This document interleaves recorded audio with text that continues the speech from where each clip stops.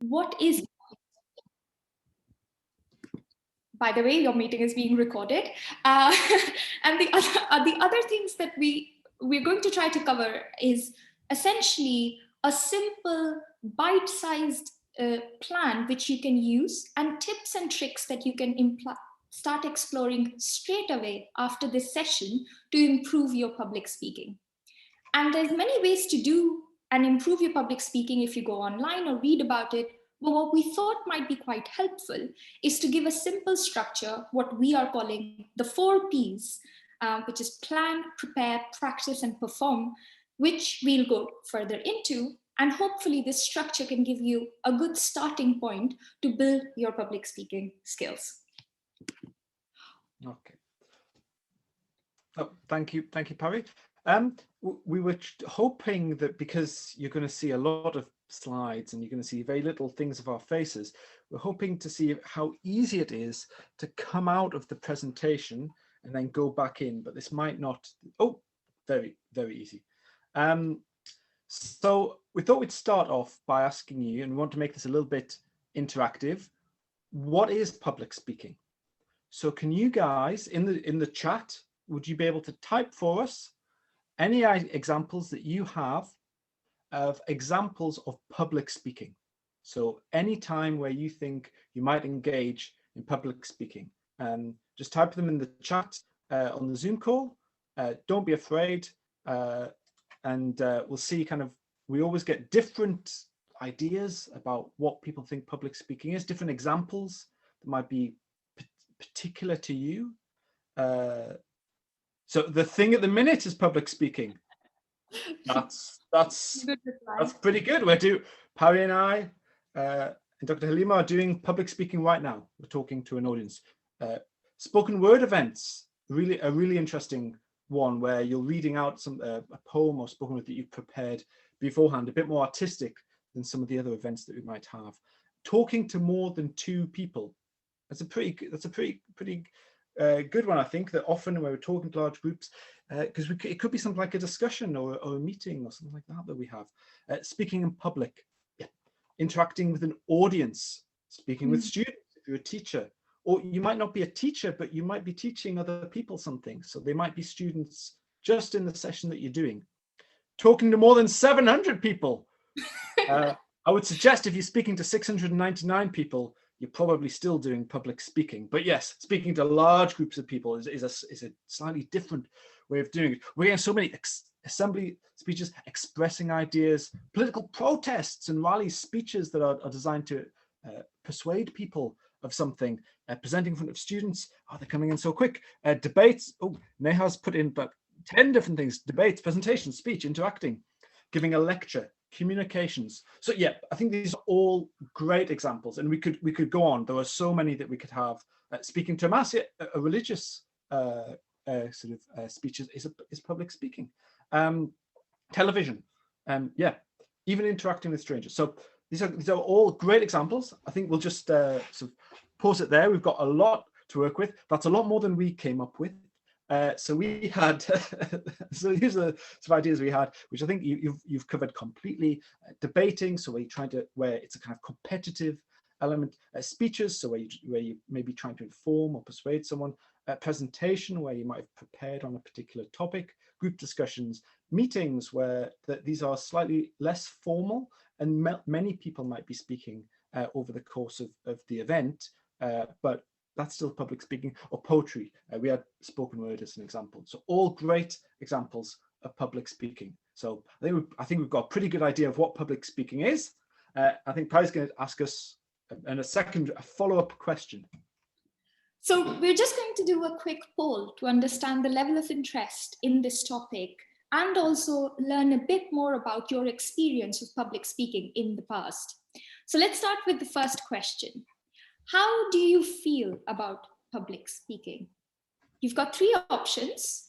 Feel free to pick one of these options. You don't have to type all 3 of them in the chat. You can just use the numbers 1, 2, or 3, and we'll pick these up.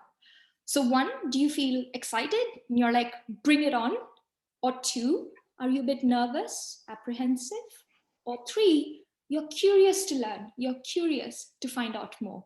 So feel free to again use the chat function at the bottom of the screen to just give an indication to us of how you feel about public speaking.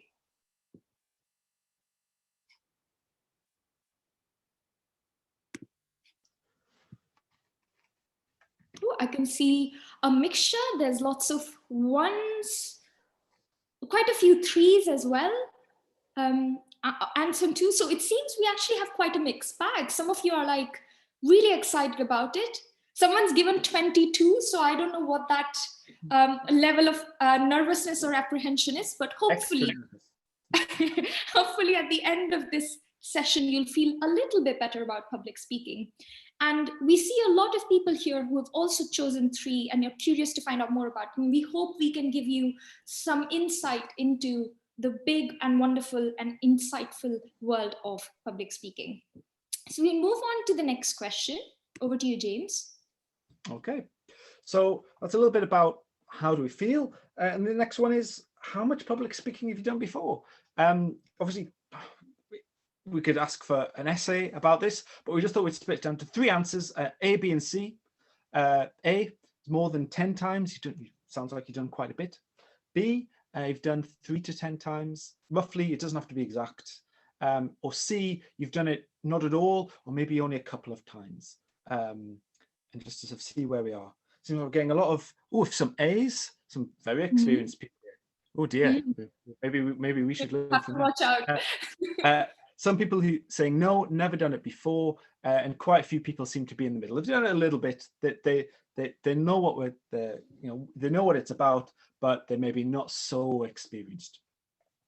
Okay, so that looks like a good mix. We've got everyone from seasoned veterans to people who've done it never at all. So that's good. We hope with the way we structured the session, we hope there'll be something for everyone and that you'll find something that you can take away that will help you, whether you've never done it or whether you've done it a little bit. So,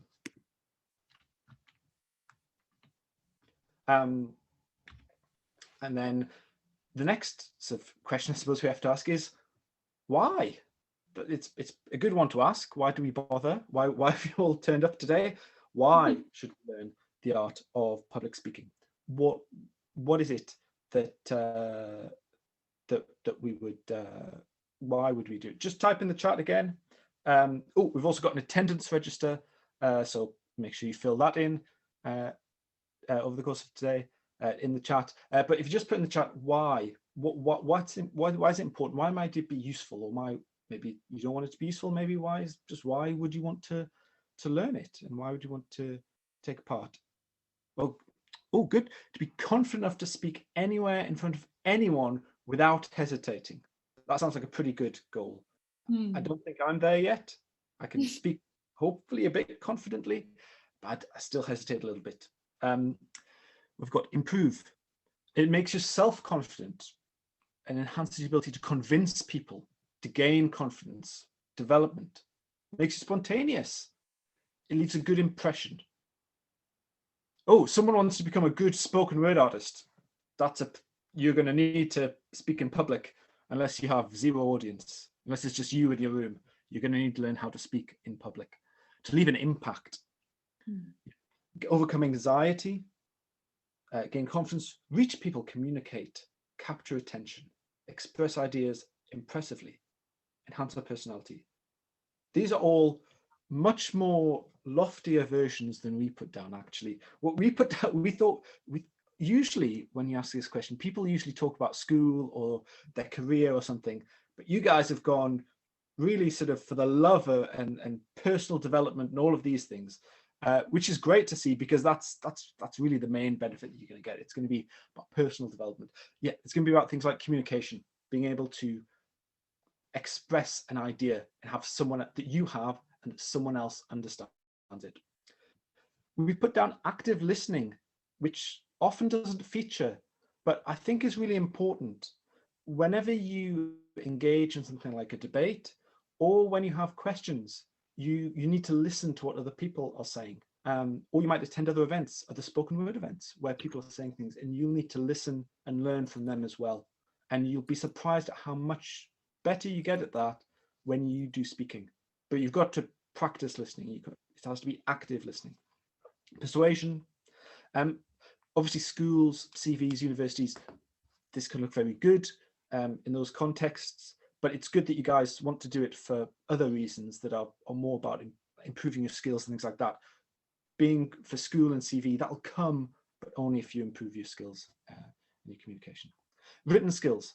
How well you write will be affected by your public speaking, because public speaking forces you to think about how you're going to express your ideas, and you'll find it will help your writing as well. Spoken English, for some people who have English as a second language, or actually even myself, I only speak one language, I've got to admit. I know to an Indian this is very strange to only speak one language, but by engaging in public speaking and practicing it, I speak it better, and that's good. And debating and negotiation that you might have to do in life or in activities. So really good ideas. I think you guys have come up with better answers than us, so that's the wisdom of crowds. I'm glad we asked you. I think those are really good reasons to want to learn about public speaking. Okay, the next slide. So in order to do public speaking, we've come up with, and you'll see acronyms like this or ways of doing it. There's lots of ways you can think about it. This is one way. It's not the perfect way, but it's one way, and we hope it's useful to start thinking about how you can do public speaking. We'd say, think of it as 4 stages: plan, prepare, practice, and perform. And you're going to plan what it is that you're going to talk about and what you're going to do. You're going to prepare and practice. And we've got those backwards and forwards arrows, because it's not one and then the other. When you practice, you'll actually find some of the things that you've written or prepared you might want to change. So they work together. And then the last bit is perform, is the standing up and doing public speaking. I saw on the poster that we had up for the competition, the first quotation was that preparation is the key to success. And I think that's a phenomenal thing. And I was really happy to see that on the public speaking poster, because it's actually the planning, the preparation, the practice are really important, as well as the performing, the event that you do. And we want to really emphasize that. So yeah, and Paridhi's going to tell you now about the planning stage. So the planning stage really is before you start even thinking about the contents of what you're going to produce. There are some basic facts you need to know about that particular public speaking event. And so my question to you, again, use the chat function, is what do you think we need to know before we participate or start to practice and perform, etc., for a public speaking event? What are the things you need to know before you can even start putting ink to paper? So again, use the chat function. I think I might have given 2 away, so I can already see the first one to be the topic of the event. So very well done. Audience, yes, that's a really good suggestion. You need to know who you are talking to modify and mold your speech for their benefit. Knowledge, yeah, know the topic, ground facts.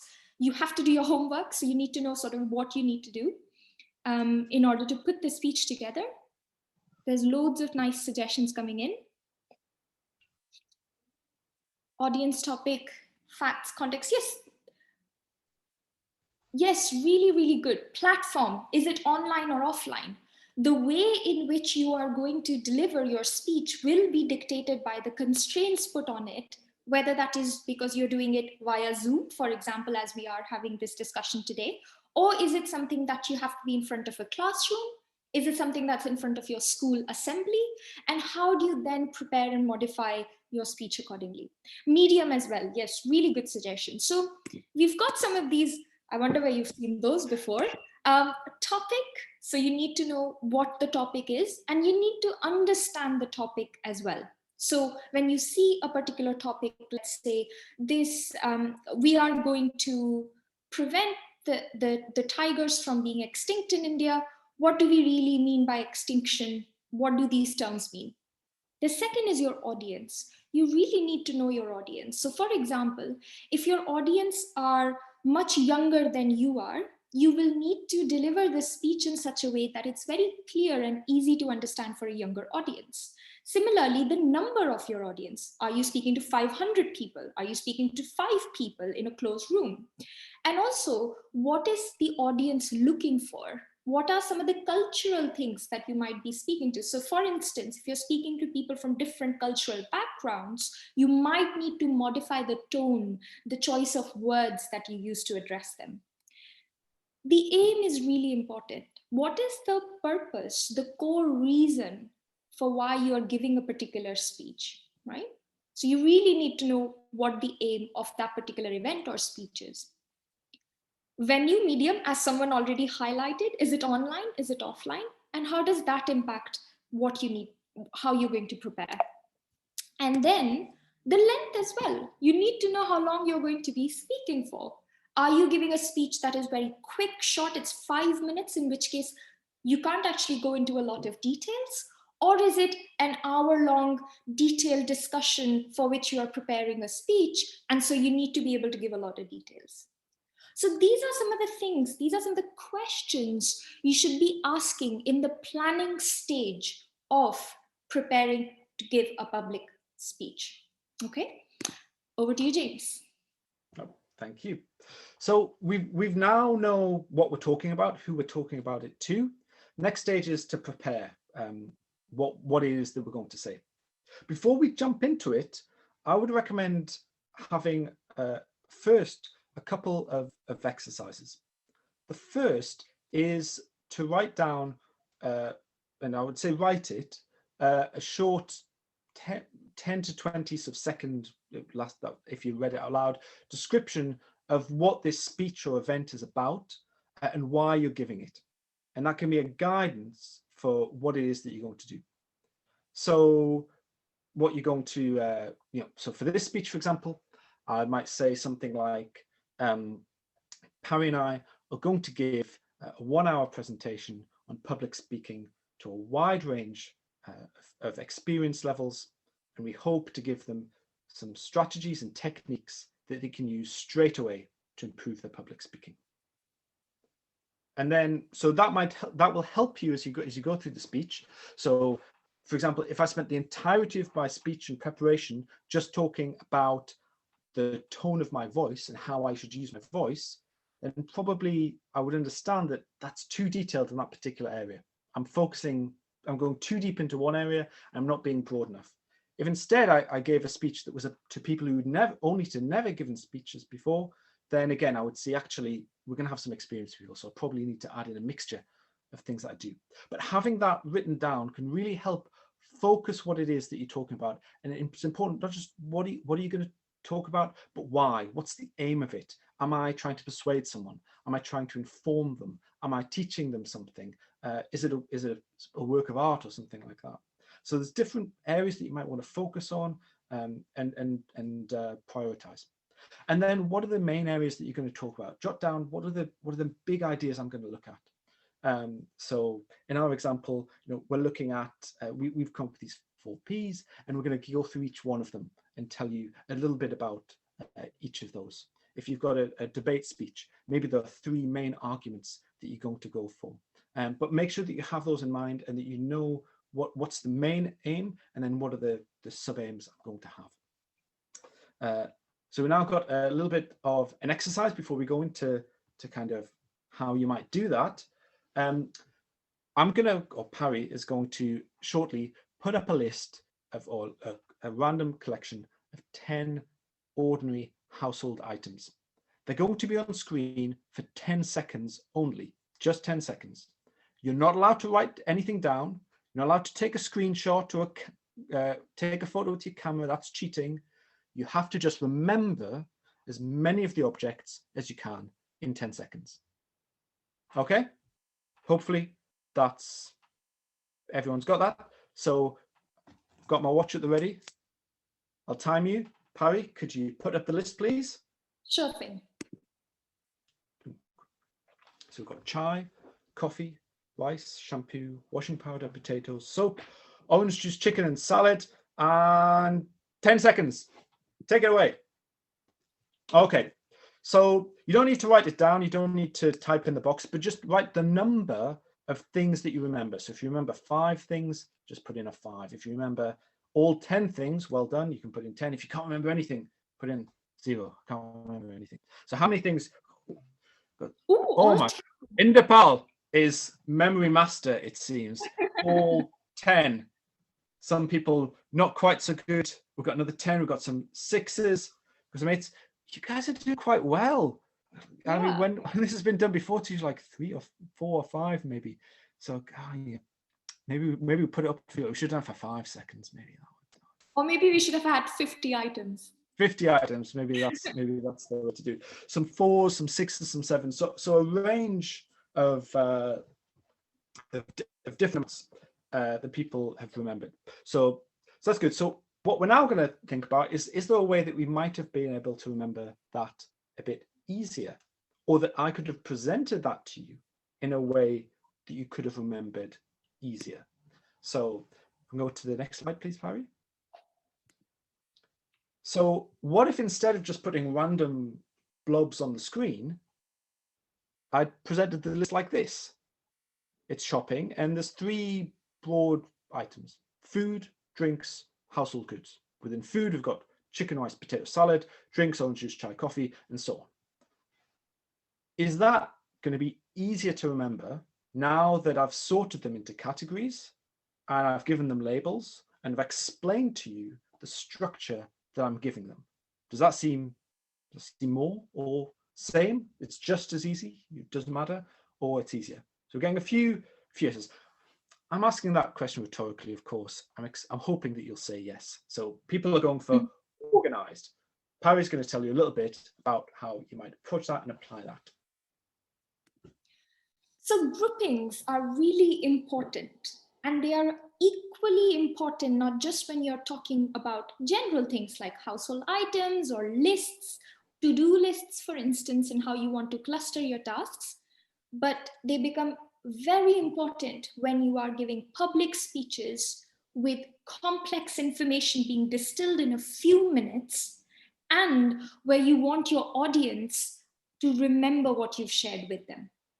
Now, it's important because the reason why we highlight this, because this is actually referred to in the public speaking world as the Minto method. And it's a pyramid method, which gives basically this suggestion that whenever you're giving a public speech, your key message that you want the audience to remember should go at the very, very front of your speech.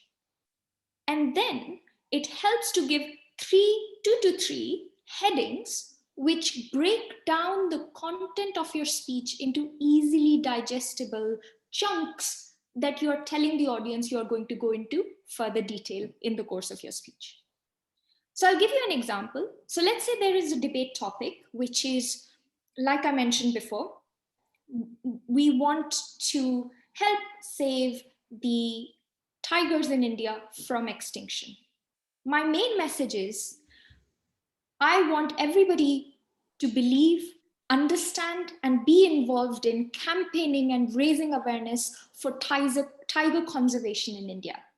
I'm going to talk to you about 3 things in relation to this. First, I'm going to talk about the habitat in which tigers live and dwell in.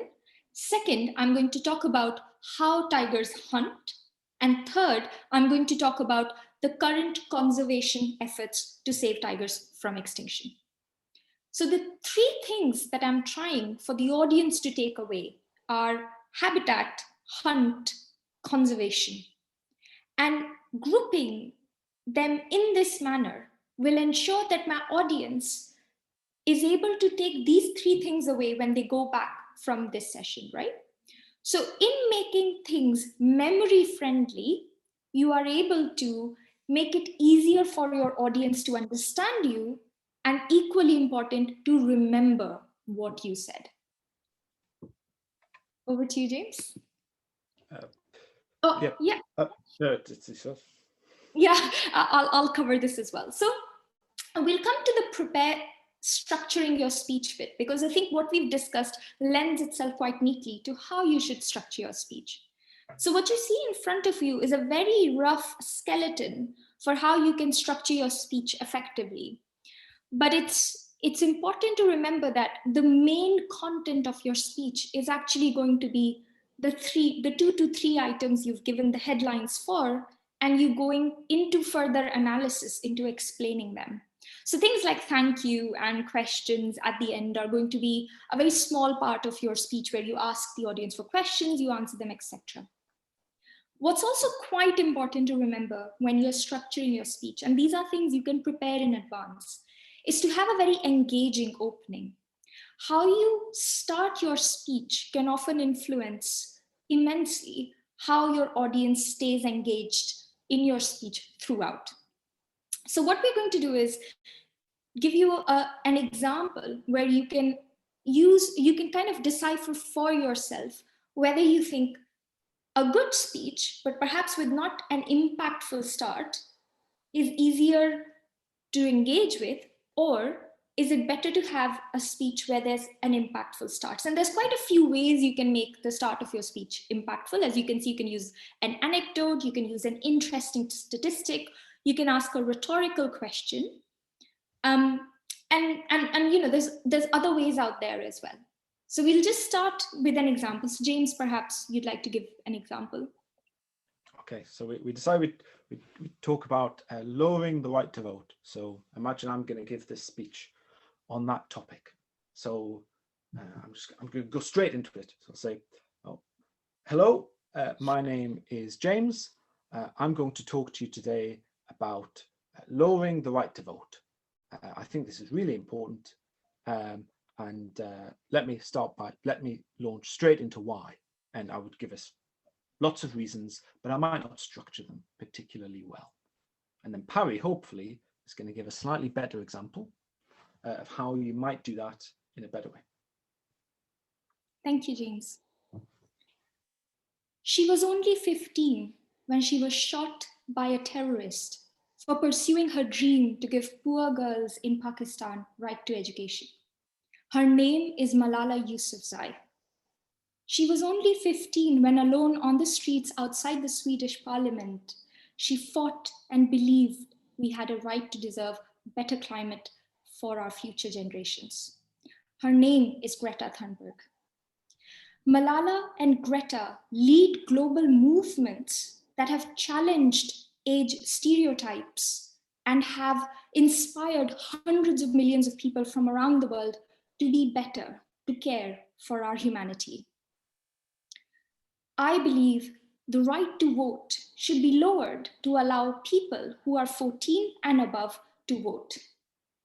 And I invite anyone who disagrees that young people aren't capable or entitled to vote to challenge me today.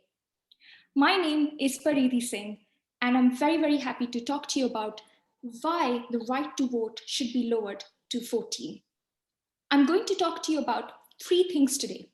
First, I'm going to talk about how young people have proven that they're capable and knowledgeable about politics and current affairs. Second, I'm going to talk about how having young people vote will actually bring fresh ideas and more political scrutiny in democracy. And third, I'm going to talk about how having young people vote can actually inspire the next generation of youth politicians. And then, of course, I would say, go on. I'm not going to keep giving this speech, but I hope that gives you a flavor of how an engaging and effective start can actually really hook your audience in and make a tremendous difference even before you've gotten to the main content, the main part of your speech.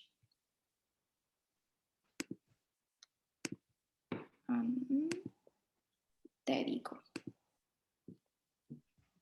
Okay, so we've started preparing our speech. We've written down some ideas. We've got a great opening, a powerful opening. We've got a structure to it. We need to practice the speech. We're not just going to write it and then speak it for the first time on the day. That would be, please don't do that. You should spend time practicing your speech. And actually, the most things that you do will, you will do this, speak the speech more times in your practice than you will when you perform. You're only going to perform it maybe once, but you'll practice it a lot. So first off, we said iterate with prepare. So in other words, prepare, practice it, see what works. Maybe your opening, maybe actually would be better if you asked a question, or maybe a different area would be good to start with. Maybe the topics, the subheadings that you've chosen don't quite work. Maybe you need to reorder them. Maybe it's taking you too long to do the speech and you need to shorten it, or maybe you need to add more. So don't be afraid to prepare and practice together. That's going to be much more effective. You're probably not going to write the speech perfectly the first time, so use the practice to help. Next, practice out loud. You can of course, if you're on the bus or something like that, think in your head what you might say, but practicing it out loud, saying the words, how am I going to stand, or maybe how I'm going to position myself in the Zoom call, how I'm going to use my hands, all really important for practice. And the only way to do that is to do it out loud. Record yourself. When I was at school, I didn't have a camera phone. I couldn't do this. School kids today are the first generation in history. You have laptops, you can record what you're doing and look back at what you're saying. It's really embarrassing. I hate seeing myself speak, but it tells you what you're doing. Do I lean over one way? Do I bite my mouth? Do I scratch my face a lot? Or, all of these things, is my voice just the same level all the time? Or am I going up too fast and too loud, then too quiet? All of these things you'll see if you record yourself. Practice in front of others. They'll give you good feedback, and they'll also be able to help you practice answering questions. And if possible, as you practice, move away from reading out a word for word written speech, and instead move towards using short notes that maybe have just the heading, maybe a couple of key ideas that you want to talk about. That will make your speech seem much more natural than if you just read it out. If you have to read it out, that's perfectly fine. But if you can, try and move towards using headings and short notes that prompt what you're going to say. And because you've practiced, you'll be able to fill in the rest yourself, but you'll be able to do it much more naturally, looking at the audience, not just looking down at a piece of paper. So that's kind of how we want to sort of do our practice. And then in terms of, if we move to the next slide, please. Delivery, we could spend an entire week talking about how you deliver a speech. Yes. So we can't do it all. There's some quick ideas. One, speak slowly. You don't want to be talking very, very fast all the time, because remember, your audience can't go back. It's not like a book where you can flip the page back and forward. Once you've said something, the audience has to move on with you. So if you talk too quickly and they can't understand what you're saying or can't process what you're saying, you're not going to be effective. Use pauses. You'd be amazed how effective a pause can be to get really impactful results. You should try it. Record yourself. Sometimes you might think you're pausing too much or too long. You can actually have quite a big pause and the audience will still be with you. Vary the pace and tone of your voice. So maybe you want to be loud at very important points. Maybe sometimes at a very emotional point, you want to be quiet. You might want to talk very quickly so you get a feeling of pace, or maybe you want to slow down. But use them all together. Don't always be talking fast. Don't always be talking very slowly. Don't always be quiet. Don't always be loud. Try and vary what you say. And last, ask rhetorical questions. These are questions where they don't need an answer, but the simple act of asking the question forces the audience to answer it in their minds and forces them to be more engaged. And that sounds more engaging, doesn't it? Would be an example of a rhetorical question. So that's sort of a quick bit on delivery, but that's something, the delivery is something you're going to practice. You're not just going to do this for the first time when you perform. You're practicing this delivery in the practice stage. We'll go to the next slide, please. And then last, when I'm performing, you're going to deliver the speech. You've already practiced it a lot, but now we're delivering the speech, and we might have some nerves.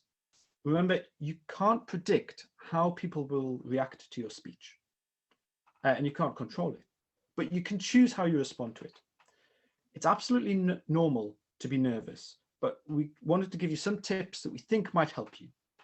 So first off, when Olympic athletes get asked, were you nervous? Often they answer, no, I was excited. And nervousness and excitement are really two sides of the same coin. And if you think about your nervousness, if you spot, I'm feeling nervous, often we think, oh, I'm nervous. Because I'm nervous, I'm not going to do as well. Because I'm not going to do as well, I'm going to be more nervous. And we have this sort of cycle.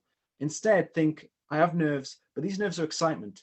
This is my body's way of preparing me for the presentation, making me a little bit sharper. So welcome that excitement. It's there to help you. It's your body trying to help you. Second, the audience wants you to succeed. There might be people you know in the audience. They might be complete strangers. Most people want you to do well. They want you to succeed. Don't worry about it. They're there for you.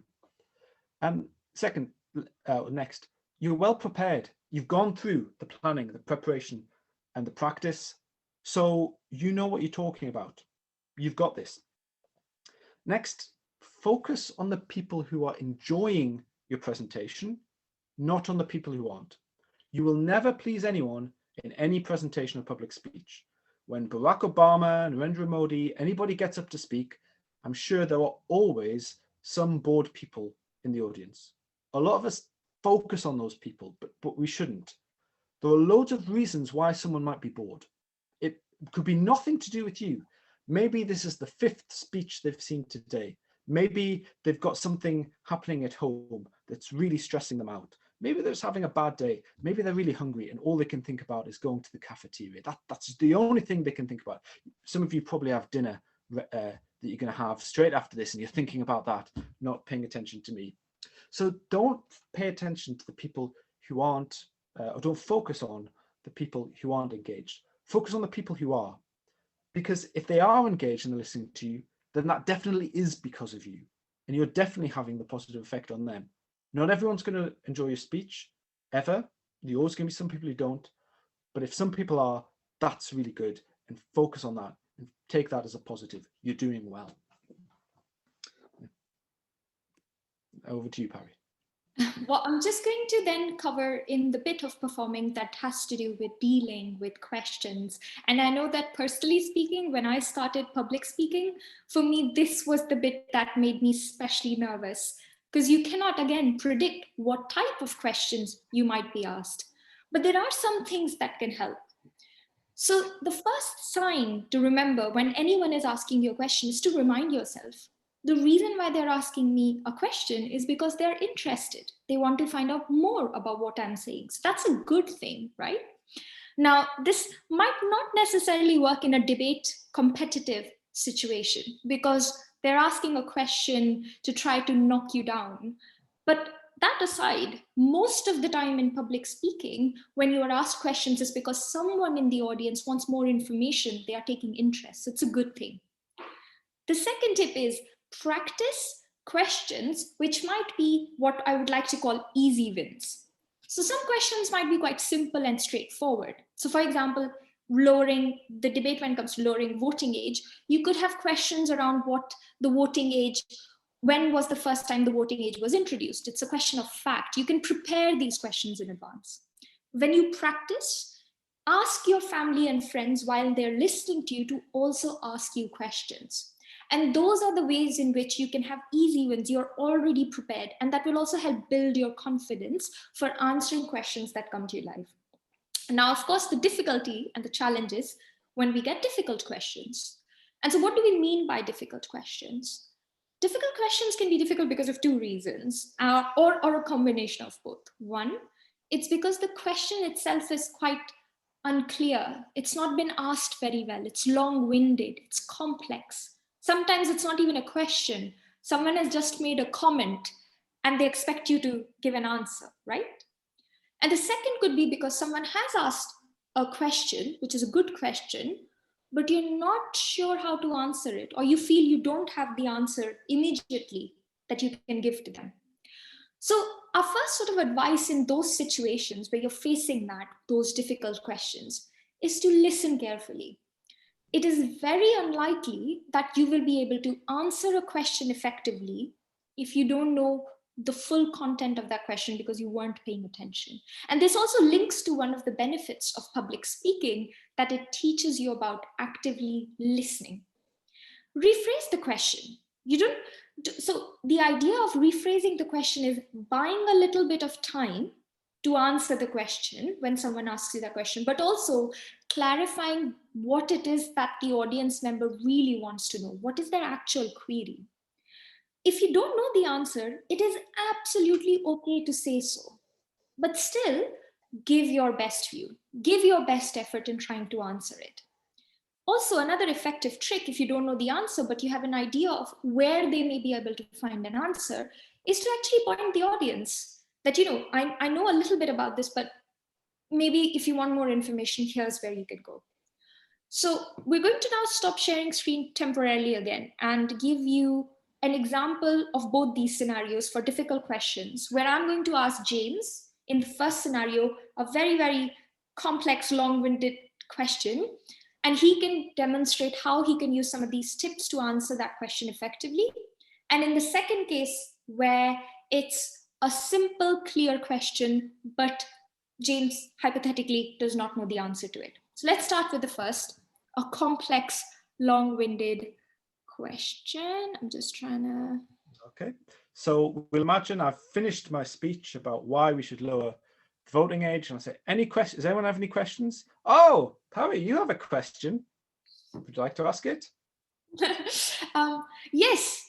When you say you want to lower the age to 14 years, this is just opening a lot of trouble, because then if you lower the age, then you'll have to lower the age for other things like driving or drinking alcohol. And then what if then 14-year-olds can get married because they can vote also? And then when you do this, that's not okay. You obviously don't want such young girls to get married. So what are you trying to do here?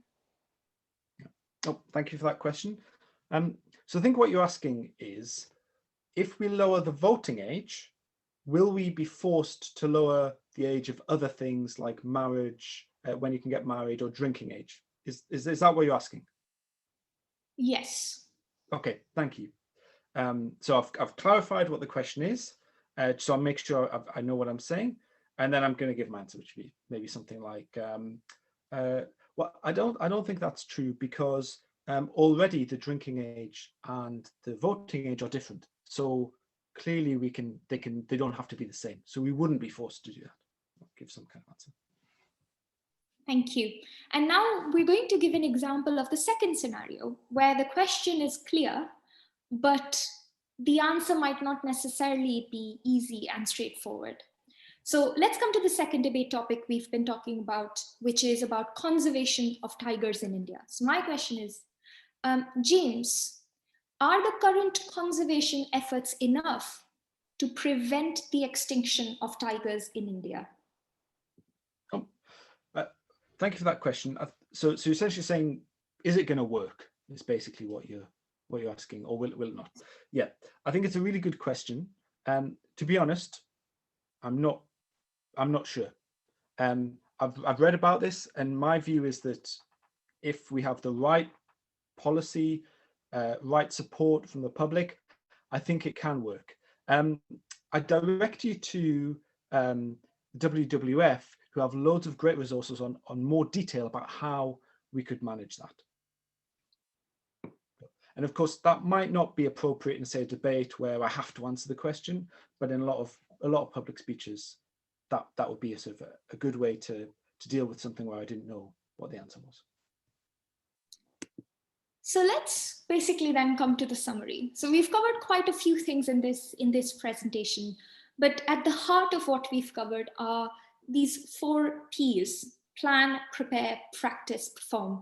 These are the 4 stages that you can take as an approach to improve your public speaking abilities, but also feel free to play with these structures that we've given to you. Each individual is different. Their challenges, their strengths are going to vary. So hopefully you'll be able to take this 4-stage approach and then decide for yourself how you are going to modify this approach so that it best serves you in your journey as becoming a public speaker. James, over to you. And we just wanted to have a little bit about, well, where can you sort of learn more? And we did a bit of a trick here, because what we really wanted to emphasize was that the best way to get better is to practice. If you wanted to learn how to play cricket, I wouldn't direct you to a YouTube channel or a book. I would tell you to go to your local cricket team or play cricket in school. Similarly, for public speaking, the best way to do it is to pick we've seen there's lots of types that you can do, is pick the one that appeals to you or that's available to you, and just practice.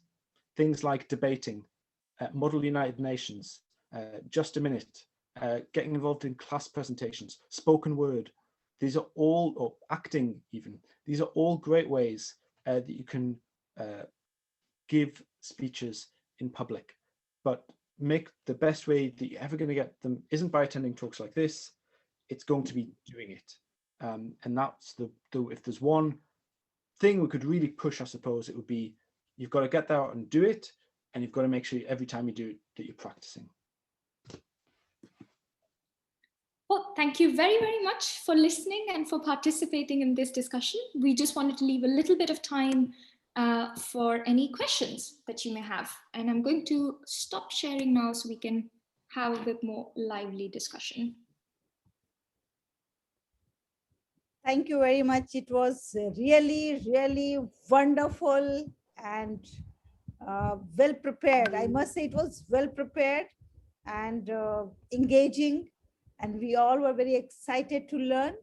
And a few things were really new even for us also, although we are seniors in this field, but a few things were really very beneficial for us. Now this is the question answer time. If you are interested in asking the questions, you please raise up your hand so that we'll get back to you and then we'll unmute you. Yeah, I can see here. Yes, please, Tanya. Good evening, everyone. So as you people said, we should ask rhetorical questions. So what exactly do you mean there? I mean, asking questions but not opening up for the answers. I don't really get that. Yeah, sorry. Yeah, certainly. So yeah, a rhetorical question is a question where you aren't expecting an answer, because the way that you've phrased it makes it sort of obvious what the answer would be. So you aren't asking a question then waiting for the audience to say yes or no, or I agree, or something like that. You're asking a question, and by asking a question, even though the answer is really obvious, the audience is forced to think of the answer, and it's a way of engaging them. So the example that I gave when we were talking about it was, I asked, well, that sounds more effective, doesn't it? So that's a question, doesn't it, is a question, or do you not think that's more effective? I think it's hopefully fairly obvious that I'm expecting the answer to be yes. I'm not going to stop and ask the audience, do you think it's more effective? I'm going to give that question, and by the audience thinking, well, obviously the answer is yes, but because they've had to think of the question and the answer, it's a way of engaging them a little bit more in what I'm doing, without needing to sort of stop and then say, could we have a show of hands or a vote or something like that? So it's a question where the way I phrase the question makes it obvious what the answer should be, and then that engages the audience, even though they're not speaking out loud and answering. Does that make sense? Thank you very much. I have a question. How often we have to engage ourselves in public speaking? As you said that lots of preparation is required. So that requires lots of time. So it should be on daily basis, weekly or monthly. Every day. I suppose it depends. And I suppose one thing maybe we didn't say throughout the talk is that different aspects of this will apply differently depending on what you're doing. Some types of debating, or we've had, for example, being in committees, you can prepare for that, but a lot of that you might not be able to practice it necessarily in the same way. So it might not necessarily be that you have to do it in that way. But you know, if you're being asked to give an hour-long presentation, then you're going to have to spend several hours preparing for that. And I think you need to kind of be a bit realistic. If you're giving a 5-minute speech, you'll need to prepare a little bit less. But you know, if you're giving a 5-minute spoken word poem, that will take a lot of preparation. You know, have to be very perfect. If you're giving a 5-minute speech to say thank you to someone, maybe it wouldn't need to be quite so long, and you wouldn't need to prepare. But I think what we'd like to say is, if you're giving a speech for X minutes, then the preparation before that is going to be many times X. It's going to be a lot. That's a mathematician in me coming out. It's going to be many times more. But yeah, and in terms of how often should you engage, I mean, I don't know, how often should you exercise or play cricket or do maths, or I suppose it's however much you want to invest in it and however much you can. Thank you.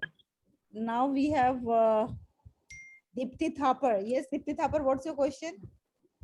Okay, good evening, everyone. Actually, I want to ask Mr. James that he said that it's quite normal that a child might get nervous during the session or during the speech.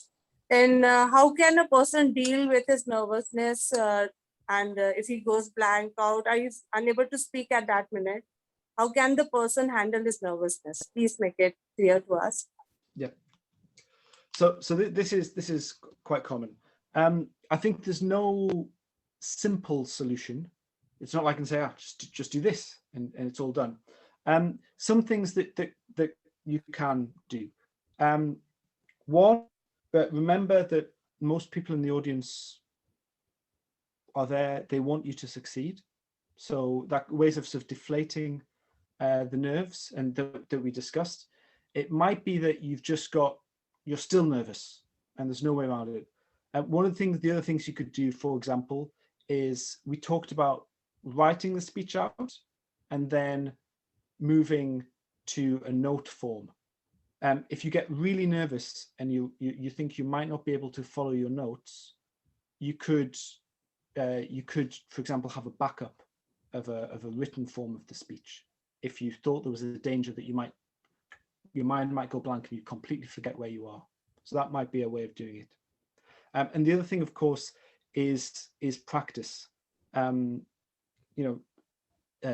think people do clam up. They do stop speaking. There isn't a magic solution to that. But doing it again and again, and seeing actually that if you clam up, people aren't gonna, beat you up or do anything bad to you. They're probably going to encourage you. Is a good way, and just getting used to it. And that's sort of a way to sort of get over nerves. So there isn't a simple sort of one trick that will instantly cure your nerves. I think it's a combination of the mindset that you have, the preparation you've done, maybe having a backup speech, and practice and getting used to it. I wish there was a simpler way, but I would say those are the best. Someone's asked a question in the thing. What is more important, delivery or content? I think I would say I think they're equally important. They're both really important. If you've got no content, then you're just saying pretty words and nothing's happening. If you've got content, but you're unable to deliver it, no one will hear it. I suppose it's like saying what's more important, your brain or your lungs or your heart. I mean, you need your heart to pump blood around, but you need your lungs to bring in oxygen to be pumped around. You need them both. So I don't think it's a case of which one's more important. It's about you need to look at both of them and work on both.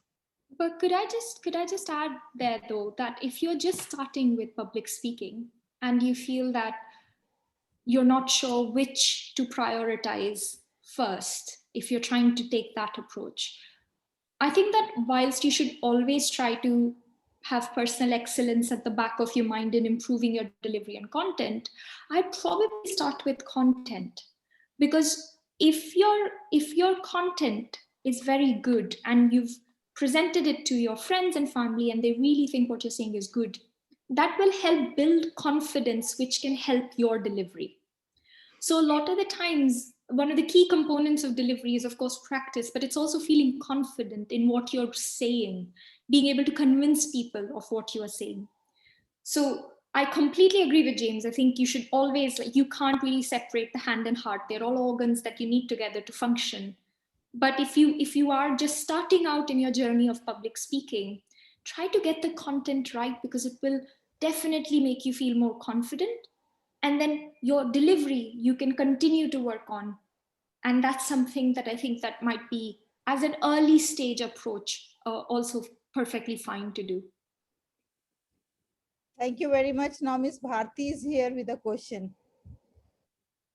Yes, I would like to know, like, any tips for proving a point in a debate, like when somebody is too aggressive in front of you and you want to like prove your point because you believe in your point.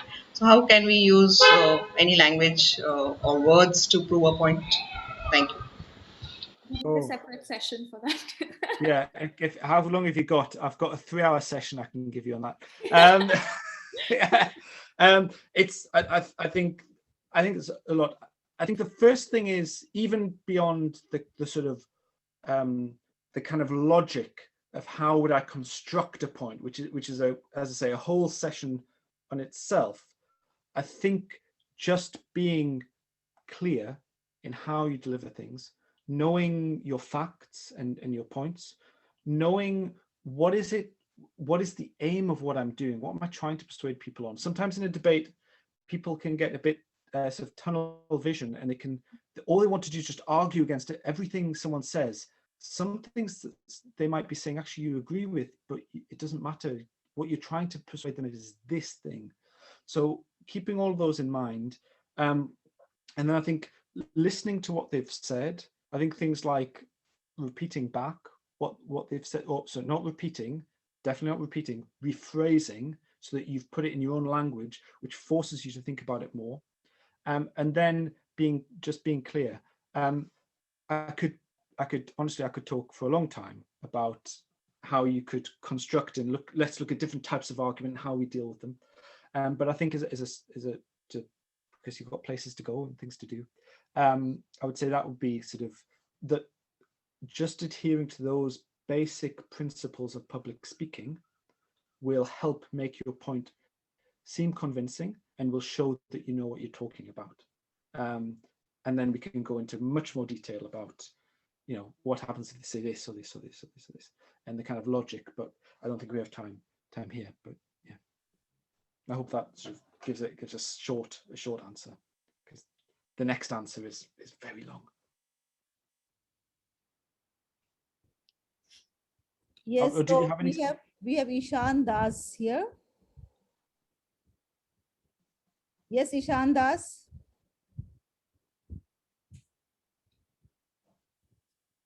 Whenever I'm speaking for myself, like giving a speech with no one around, the delivery and fluency is up to the mark, as I want it to be. But whenever an audience, as simple as a camera, is present during my speech, the surge of nervousness spikes to my spine, and it affects my speaking really bad. So, any tips to how overcome this problem? Yeah. So that's specifically that you're fine when there's nothing there, but you get more nervous when something's introduced. Is that right? And do you get more nervous as you go from like camera to maybe a friend watching to a whole audience? Ishan, do you get more nervous the more camera audience are involved? Is that correct? Or you're just as nervous when you've got a camera as you are when you've got a large crowd of people? Well, I think he's still on mute. Well, I'll presume that, well, if you're not more nervous, also if you are more nervous, the more people are. Yeah. So I would recommend then start off with the camera. Remember with a camera, you can always go back. If you make a mistake, the camera's not going to laugh at you or anything. You can always go back. You can record yourself and it can be the worst thing ever. It does not matter, because you can just do it again and again and again. A lot of our fear that we have is that we know that we can only do it one time in front of an audience. If I do it in front of an audience and I get halfway through and I go, oh, because that wasn't very good, can I go back? The audience isn't going to let me do that. So we get a bit nervous because we only kind of get one chance. But with a camera, for example, you can just keep doing it. You can just keep going on and keep going on, keep going on. So maybe if you get a little bit nervous in front of a camera, that's a good one to practice with, because you can keep trying, and just doing it lots of times will make you less nervous.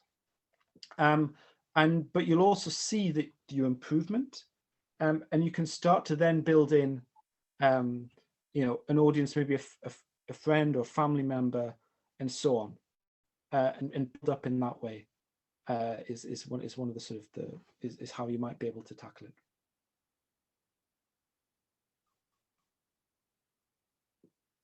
Does that help? I think you're still on mute, Ishan. Yes, thank you very much. Yep. Do you have any follow-ups for that, or was it kind of?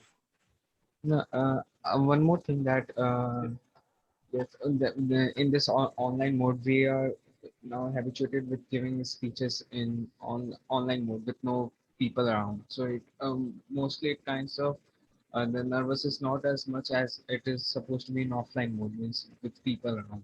So how to deal with that means when you are in front of a large audience, means 32, means more than 100 and 100. Yeah. So the first thing is, if you find one way causes you less nerves than another, then it's really good to practice doing that way. So if you find online on a Zoom call, you get less nervous, you can start there and practice more. And a lot of the things you'll do will be the same, right? The only difference, well, it's a little bit different when you've got a Zoom call because you can't move around the room, and there are some differences, but the overall effect that I'm delivering a speech to people is fairly similar. So if you start with that and try and get as much practice there, when you move to larger audiences, and you can start with maybe a smaller audience and then and sort of get bigger, but when you've got, you know that you can do it, you know that you can perform, you know that you've prepared well, you know the content is good, because you might have given that speech before, or you might have a different speech, but you know generally when I give speeches, you know, it goes fairly well. I've tried it in these circumstances, and then you'll be able to transfer that hopefully to the larger audience. And also and again, remember, the audience is on your side. They want you to, by and large, they want you to succeed. They want you to do well. If you make a mistake, if you misspeak, everybody does that. It's not unusual. And the audience knows that because they've been where you are. Many of them will have been speaking in public. They'll know how nervous it gets. So they want you to succeed. They want you to do well. They don't mind if you make a mistake. So keep going and practice in the areas where you are comfortable. And that's why practice is useful. So. And can I just add on that as well? The aim isn't to end nervousness forever. Even today, when James and I were preparing for this presentation, we had nerves. You will never be in a situation, even when you've had a lot of practice, that suddenly there are zero nerves and you feel every time you're on stage, you are like, you know, Barack Obama. And I'm pretty sure Barack Obama gets nervous as well, for example. The aim is to manage and find comfort with managing nervousness. And a large part of that also comes with managing your own expectations about your nervousness. So when you feel nervous, it is okay. It is all right. Reminding yourself the audience is on your side. And some of the other things that can also help, for instance, are, so one of the tips that I got quite early on, I personally don't use it, but might be helpful, is instead of looking at audience straight in the eyes, you can look to like slightly above just their foreheads, so that way you're not making eye contact And eye contact can sometimes make us think more and interpret how people are feeling. So just looking slightly above at the head of the audience, or like we said in the presentation, focus on the people you think are enjoying your presentation, because that will give you a boost. And that will actually make the others almost invisible. It won't matter that there are 100 people in the room, as long as there is, I don't know, your mom in the audience who's listening to you. And I think that another thing that can also help is what are called, most athletes do it, are called pre-game rituals.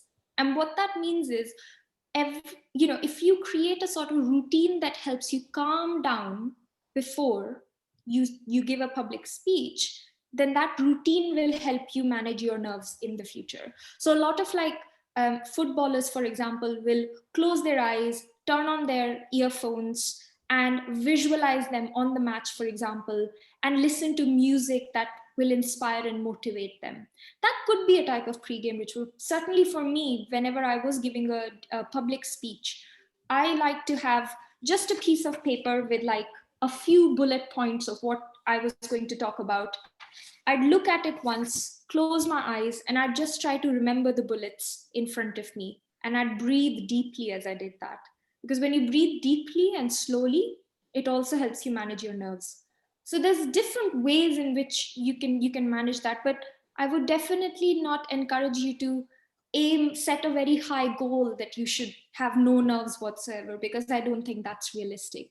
But I'm pretty sure you'll get your way there. And purely on the basis of the fact that the way you asked your question, it's very clear. I can already pick up that your communication skills are quite good. So it's just a matter of practice. You will get there.